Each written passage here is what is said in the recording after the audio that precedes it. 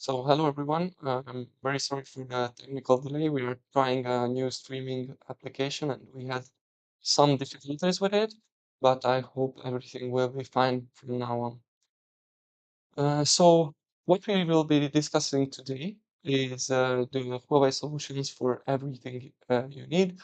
This is mostly for residential use, although we will partially mention some CNI applications as well. We are preparing for a bigger C&I webinar in the near future. So that's why we are covering mostly the residential part in this presentation.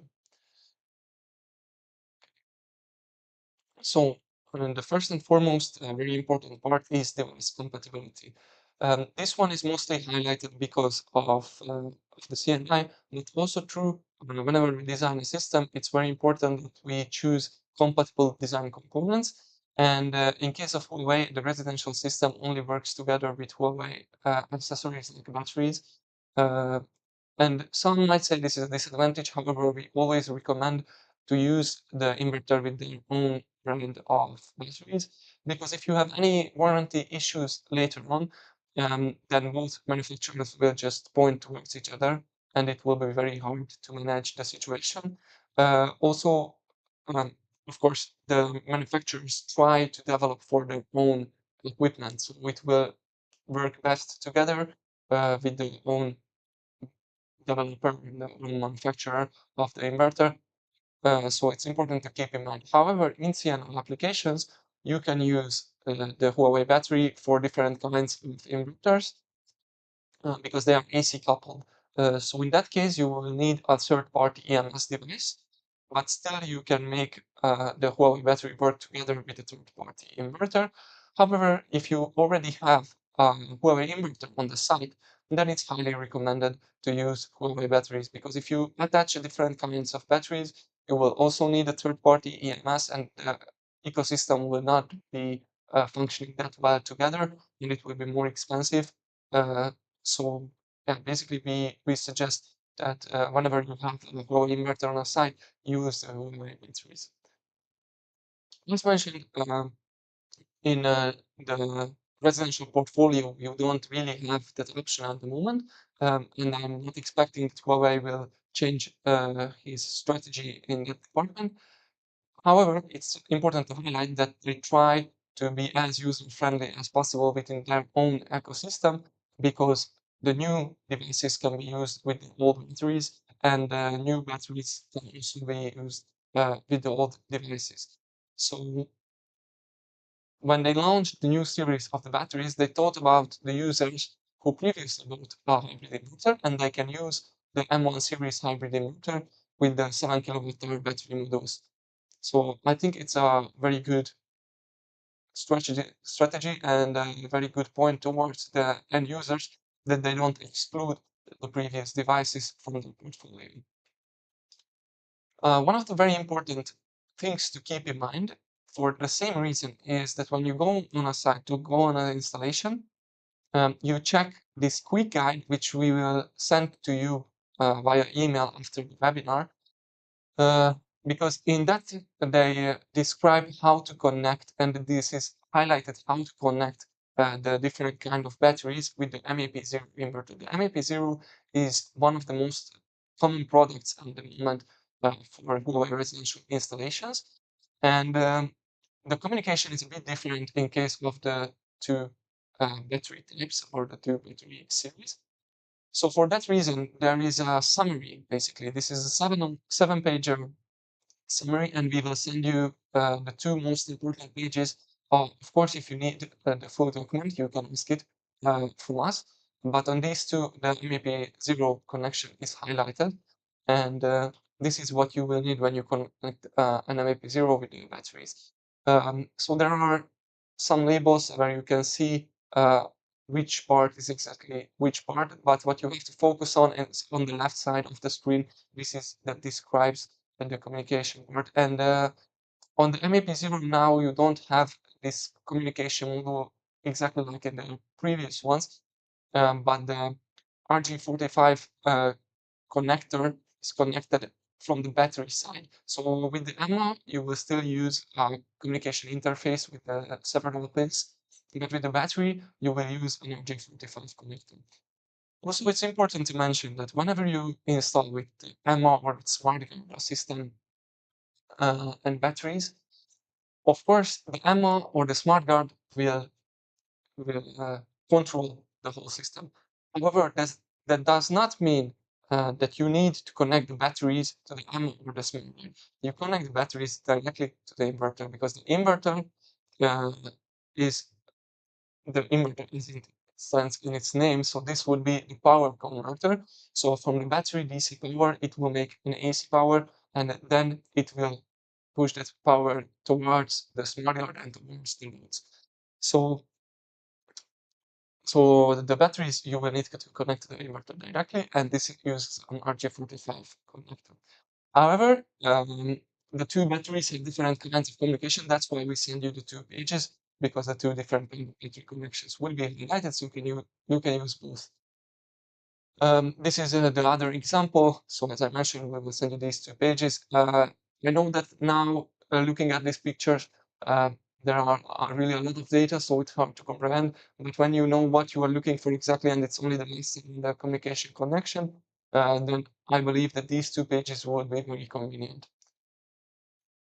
And here is a little bit about the portfolio that currently is available in Huawei's residential section, say. I know that there are 30, 40 kilowatt inverters as well, string inverters, but now what we like to focus on is, first of all, the new series of a single phase inverter called LB0. This is going to replace the L1 series, which means that the lowest power is a bit increased because previously it was 2 kilowatt, now it's 3.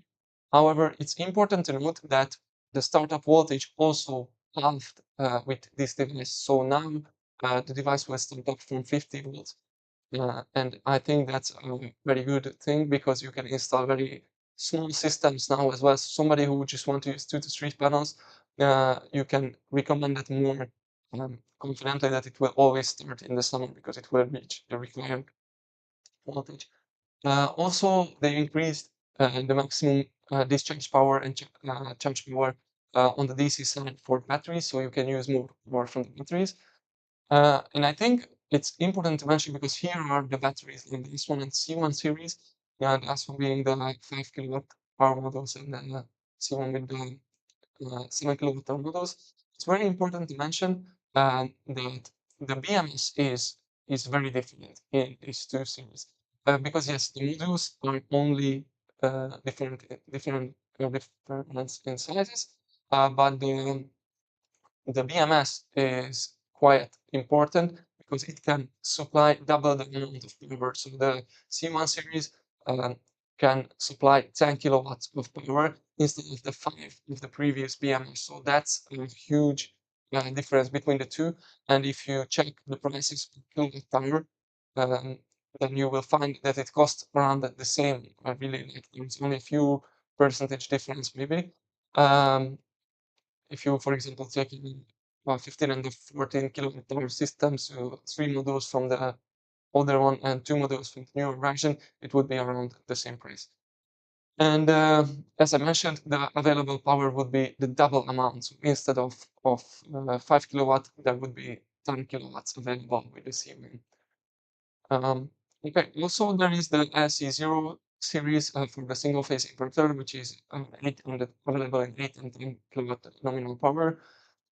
So with this system, you can safely establish like an off-grid installation as well, because one phase 10 kilowatt is already quite good for a smaller household. Of course, if there is a heat pump or EV charging various big consumers, then this might not be ideal. But as long as it's within other conventional use, then one-phase system is clearly beneficial because you don't have to worry about phase symmetry and overloading one of the phases. Yeah. So there is also the MB0 series, which is basically a higher power amount or higher power yield hybrid series. Previously, the M1 was the only hybrid and offer of the Huawei residential portfolio, and that was capped at 10 kilowatt power. Now you can install hybrid systems with a single inverter until 25 kilowatts, which is 250% increase. I think that's a very good one. So if you parallel some of the MB0, you can end up to quite a large system and still attach batteries directly to the inverter on the DC side. That's I think worth mentioning. And then we have the MAP0, which is nowadays the most popular inverter of the Huawei brand. And they have two different kinds, let's say, because there is the Sun 5000 series and the Sun 2000 series. The Sun 5000 series only can be used with a fully optimized system and with the Mars series optimizers. This is a bigger capex in the beginning.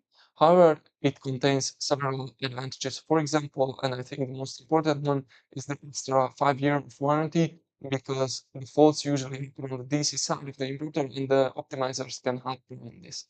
And the constant measurement, you can, for example, set the maximum temperature on each of the optimizers, and then the system will turn it off if it reaches the temperature.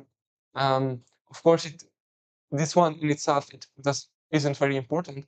However, the important thing that there are temperature sensors within optimizers, and that the protection level is really good with these devices, and that's why they can provide an additional 5 years of warranty. On the other hand, of course, you will have a bit more yield with a fully optimized system, and when you have a need for some kind of repair or service, and then troubleshooting will be very easier in a fully optimized system. So there is that as well. And then we have the 3 to 10 KTL MAP0 series, which is like the conventional one where you don't necessarily have to install optimizers. You have the option, but you don't have to fully optimize the system. And it's available from lower powers, and it's also an asymmetrical one. So the MAP0 is the symmetrical series, and there is some 5000 and some 2000.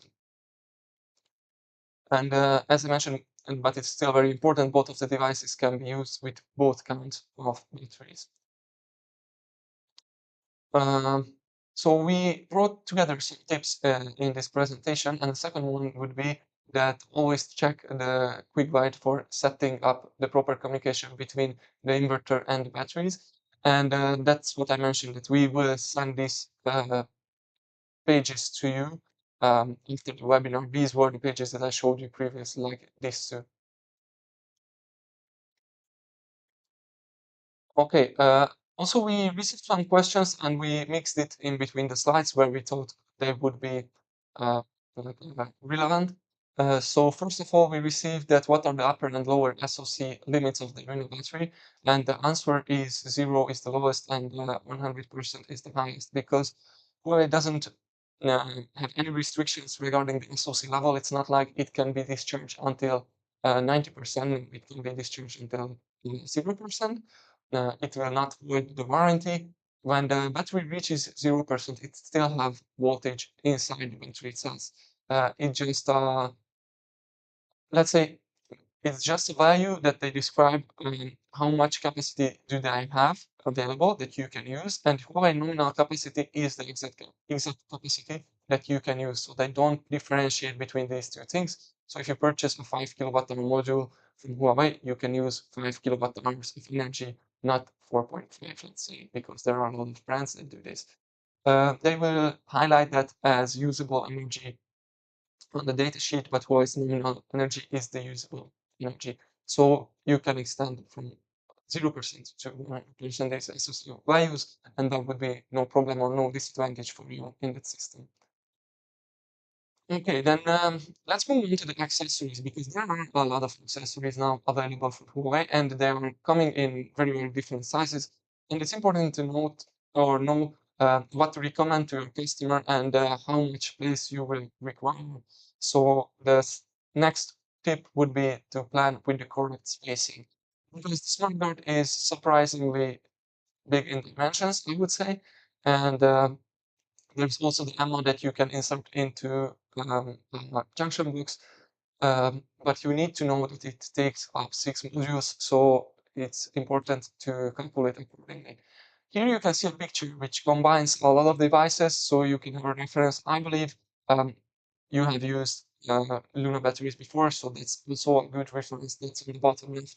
These are the 7 kilowatt hour model, so this is the new battery, and there is a smart guard above it, and there are MAP0 inverter above it, or there is an MAP0 inverter above it. Nearby there is a smart lock guard, which I also think a lot of you have already used, and above that there is a lemma, and nearby that is a smart meter. So we put together this picture as a site reference. You can see the dongle as well. But now, for the MAP0, you don't get a dongle within the packaging, and there are several reasons. Most importantly, the manufacturer doesn't know what the customer's system would look like in advance. And the MAP0 can be used with a smart guard, can be used with an AMA, and can be used with a dongle. So all of these three devices on themselves are able to connect to the Wi-Fi. Why? Because the smart guard contains the AMA, so that's a very important thing. If you purchase a smart guard, you don't need to purchase an additional AMA device. And the AMA is a flow-through meter as well. So until 63 amps, this device will measure the energy flow and it will communicate with the inverter. And it's also capable of connecting to the Wi-Fi. So AMA will provide all of these functions, and you don't need the dongle and you don't need the smart meter. And if you have the smart guard, you have the AMA because it's inbuilt and pre-assembled on the AC side. Uh, Nowadays, there are several new manufacturers for Huawei's smart meters. Previously, it was also changed that manufactured smart meters specialized for Huawei, so it wasn't like Huawei's own manufacturing.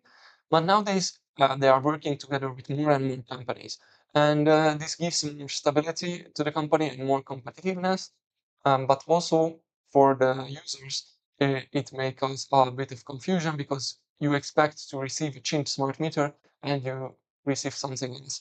But it will provide the exact same function. So Huawei has like a compatibility acceptance document, let's say, where they say, or even it's their own documents, they say that these smart meters provide the same function and have to be used the same way. We just provide now that from that manufacturer and from that manufacturer as well. So please don't be surprised when you receive a bit of different material. It will be for the same use that you ordered um, the smart meter for, and you can use it in some ways. So if you have, of course, any question, feel free to contact us about it. Um, but this is just for a more stable supply. And the next tip about the ammo, I partially mentioned that already. So don't use that together with the meter or with the dongle because it will just cause confusion for you and for the system as well. First of all, you don't need to purchase these extra devices, so you already uh, spare some cost in the system. And other than that, when you connect the dongle to the inverter and you have the ammo connected as well, it will not communicate through, or it will not try to communicate through the AMA, but you will have the AMA connected, then you will control it through the AMA, so it will not work properly and not work as intended, or maybe not work at all. So please make sure whenever you install an AMA in the system, remove the dongle or don't purchase simply the extra dongle, because we have seen that a lot of installers do that just from the habit. They purchase the dongle, they add it, and they don't read the user manual and they don't see that it can be used without a dongle. When you have an AMA in the system, it's important to commission through the AMA. So you don't commission through the inverter, you commission through the AMA, as the AMA would be the brain, let's say, of the system. And we have another tip collected here. This snippet or screenshot is from the user manual of the three-phase smart guard, because in the three-phase smart guard you can find various outputs and inputs, of course, and there are two inverter inputs, which could be a bit confusing, and sometimes when people don't read in advance of the installation, they start to think they're on the installation side, and when the end client is right nearby you and asking why are you not connecting it to anywhere, why are you thinking, what are you reading, it can be a bit frustrating and annoying, so it's better to be prepared in advance so you look as a professional to your end client as well.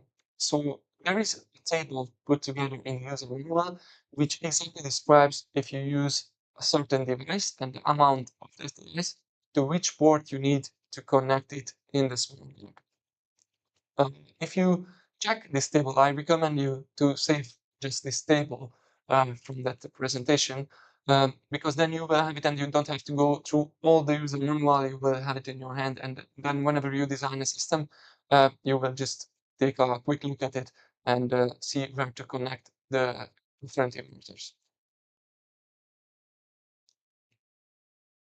And as I mentioned, that's a very important note. The smart grid contains the ammo. It's not that you have to purchase the ammo and put it in a required space in the smart guard. No, it's already there. It's already connected with the AC. You only need to create the communication between the ammo or the smart guard and the inverter. But power cables you don't need to connect to them if it's already in the smart grid. Yeah, and for the three-phase smart grid, this is also a question if can the backup and the non-backup connected in a way that only one or two phases are connected. So, for example, you would connect two phases from the house to the backup load and one phase to the normal load. And it's not possible to do that because you would need to separate the neutral line as well. Uh, and I think it will give you an alarm if you try to use the same zero for both of the inputs, outputs, let's say. Um, so we recommend that you connect all the three phases to the backup. I'm not sure why this question emerged in the first place, of why somebody don't want all of their phases to be connected to the backup circuit. Because in the smart grid, you can find a switch in the top right. So in case of any emergency, you can completely shut off the inverter from the system and it will be directly connected, or your house will be directly connected to the DSO meter, which is a very quick way to eliminate any faults and a very secure way. Also, a very simple way. These are all important factors, I believe, because end clients want security, and with that, they get exactly that. So first of all, if all three phases are connected um, to the backup load, then whenever the grid falls off, they will have power from the inverter as long as the batteries are charged and there is power from the PV, right? So this in itself gives a big safety in the first place. Um, Also, they can use the grid, so when there is no power available from the batteries or from the solar panels, they can freely use the DSO's meter. It doesn't matter that it goes through a smart meter, it will still supply the home loads. And if there is some major problem that I would like to highlight that we never encountered so far, but if there is a major problem with the inverter and you need to connect to the grid directly, then you just open the smart guard, you receive a special key with the smart guard. It's important to keep that, otherwise you won't be able to open the smart guard. Then you have a switch, you would have to remove a pin from the switch because it's inserted there for safety reasons only. But if you remove that pin, you can change the direction of the grid and it will not go through the whole system. It will just directly supply the loads. And it will also supply the backup load. So if you use that switch and if you're afraid, because I can imagine maybe that's one of the reasons why you would do that. If you are afraid that the backup loads are buried, it's a better word, that the backup loads would not receive power from the grid if you change that switch, then you have nothing to worry about. Also, all the backup loads and the normal loads will all be supplied from the grid if you change that switch. Um, so I recommend connect all the three phases into the backup port, and then you will have power in every case. Another question was that when using a smart grid and there is a power outage intentionally caused, for example by the fire department, can a disabled signal be sent to the smart guard to prevent switching to backup mode? Um, And the answer is like partially, because when the system is fully optimized, you have the possibility to put on a button on the wall, and when you press that, if you connect this to the right communication port, then the voltage on DC side from the panels would be dropped to around 30 volts or under 30 volts in 1 second. So this would be a very quick shutdown.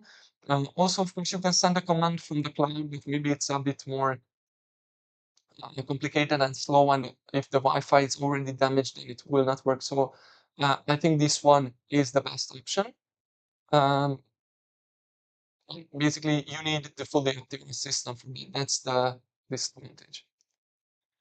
In some countries, this is already a requirement, because instead of a firefighter safety switch, you need to check like the local regulations. Instead of the firefighter safety switch, some countries accept or require that the PV must be optimized in each panel, and then you will have this function available, because they don't want, or some countries legal requirements are excluding firefighter safety switch, so it's not even allowed to install, but require panel level optimization, so it can be shut down in that way.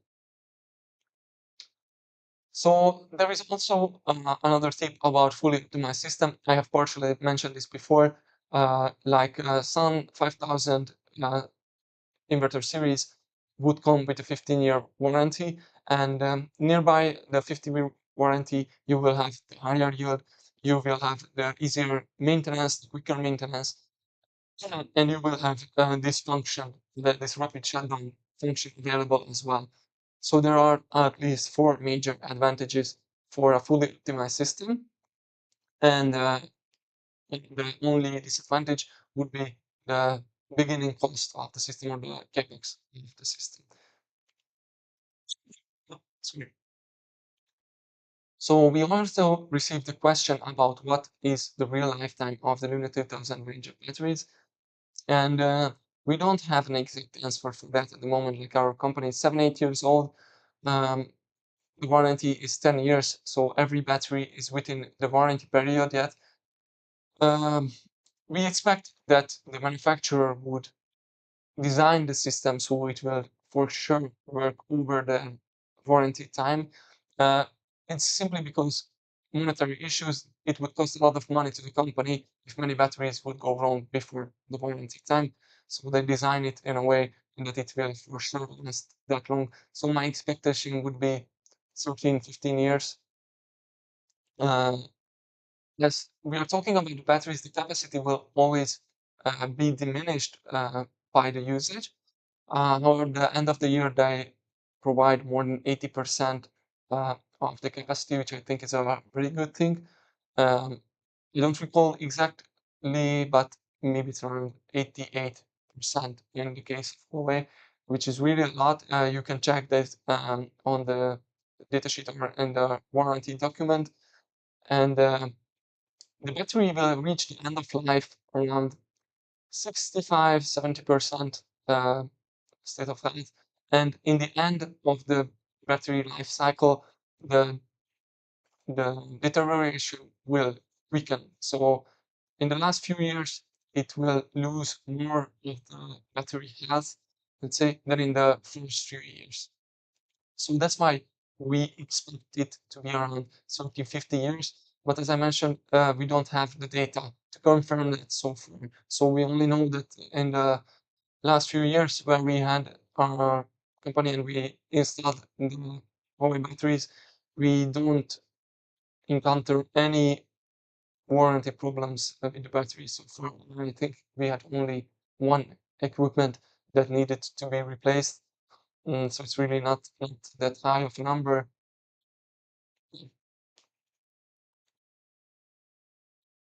And also, we received the questions about C&I inverter feed to grid problem, that there are inverters of 40 and 50 kilowatt, and they perform technical feed to grid even when the setup is set to no feed to grid. Is it possible to reduce it? I think in that case, it's important to understand how the zero feed-in limitation works, because then we can adjust the changes accordingly. So there is a balance in the system, right? So the inverter has to produce as much power as we are consuming in real time. Because if the inverter produces more, then it will be fed to the grid. However, in such cases, I'm not sure if it's two different sides or one side, 50 and 40 kilowatt inverter. But in any cases, 40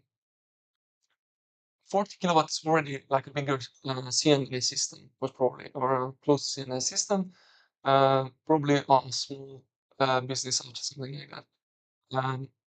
And there is possibility that there are big consumers that take up a lot of electricity and they turn it off with a switch and it will stop abruptly or very quickly.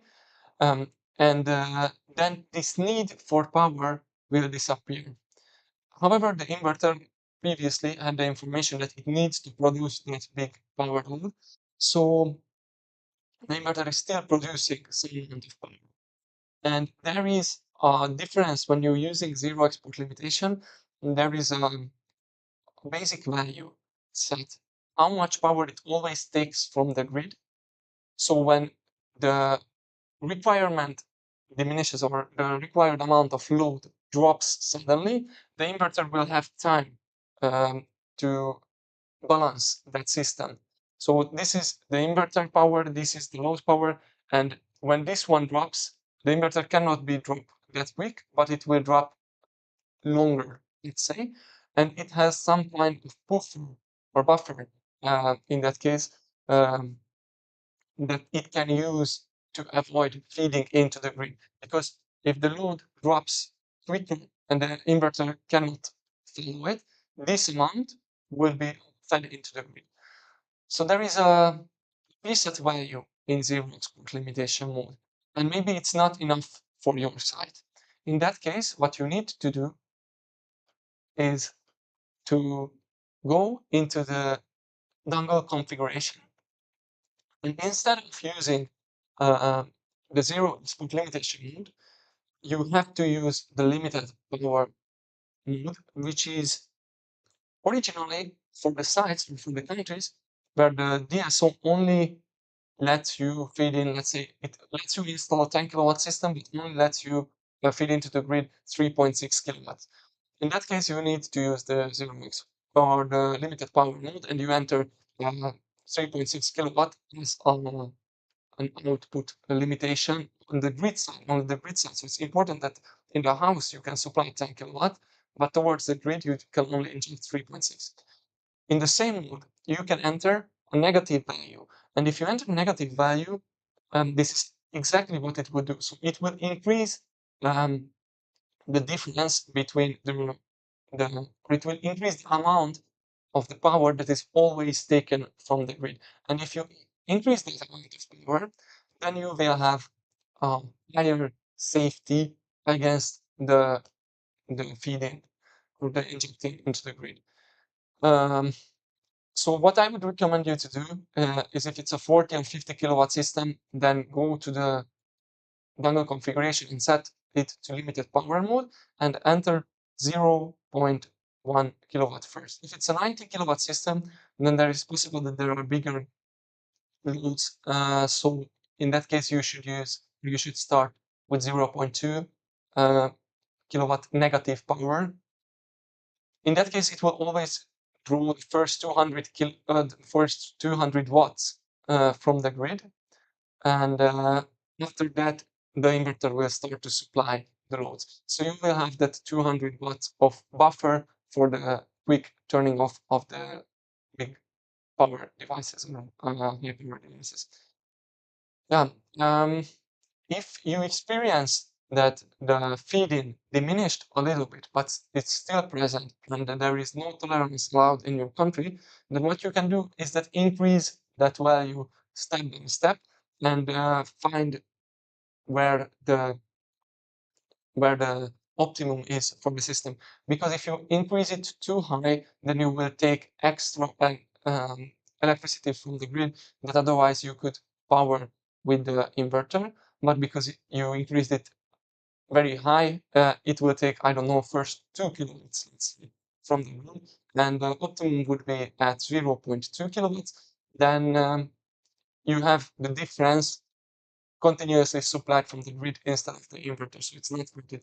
So I would recommend to go with a lower value and increase it step by step and see how the feed-in diminishes. If it diminishes very slowly, or if it reduces the feed-in amount very slowly, then you can raise one time a bigger power in that department, and then it will drop quite a big amount in the feed-in electricity. So you have to, let's say, play with that value a little bit, because there is no formula that we can give you, like this site would need exactly this value. It's always dependent on the consumers of the site. So it have to be set by each site separately. The preset value that zero export limitation mode uses is set up by Huawei's own engineers, and they recommend that value to be used in most of the cases. And in most of the cases, it's okay, and it will really realize the zero feed-in system. But in some special occasions, it's possible that you have a load that could go over this limit or this safety restriction, and supply a little bit of power to the grid every time you turn that consumer off. So that's why you can use that limited power and enter negative value. Okay, I think that was all that I wanted to present you in this webinar. We will also have a CNI themed webinar in the near future, where we would explain more of the CNI bus and the 100 kTLM G0 series inverter. You can visit our web shop. I know that the slide it's Hungarian, but basically these are just important videos or useful videos to watch. They are available on our web shop. Uh, they are free to watch, and we try to provide you with as many useful tips and installation insights as we can. Whenever a new device arrives, we put that together so you don't have to test it out yourself. We will try to give you a guideline with these videos, and when you are on site, the end customer won't be watching you and pressuring you when you are doing your first installation. You will already have almost the same experience if you watch through this video. Of course, if you do it by your own hand, it's always the first time it's always a bit harder, but I believe these can be a very good um, or very helpful tools for you um, to be prepared in the first installation. Of course, there is also the user manual, which is very helpful, but it can be a lot, or it can contain a lot of information when you read it through first. So that's why we recommend these videos. So if you have any questions, this is the time to ask them, and I will try to answer um, as helpful as I can.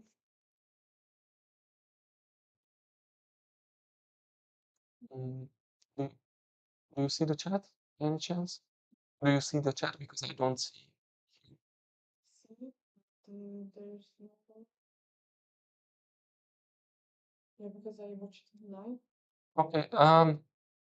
Nobody else. So if you have no questions so far, then we will end the presentation here. I hope that you got some useful information. Also, as I mentioned, we will send you this document about the communication installation guide, with the communication installation guide. And the webinar will be available later on to watch online on the webshop as well. So if you forgot some part, or if you're interested in some part to watch it again, you will be able to do so through our webshop. Okay, so thank you for joining in, and see you next time. Bye bye.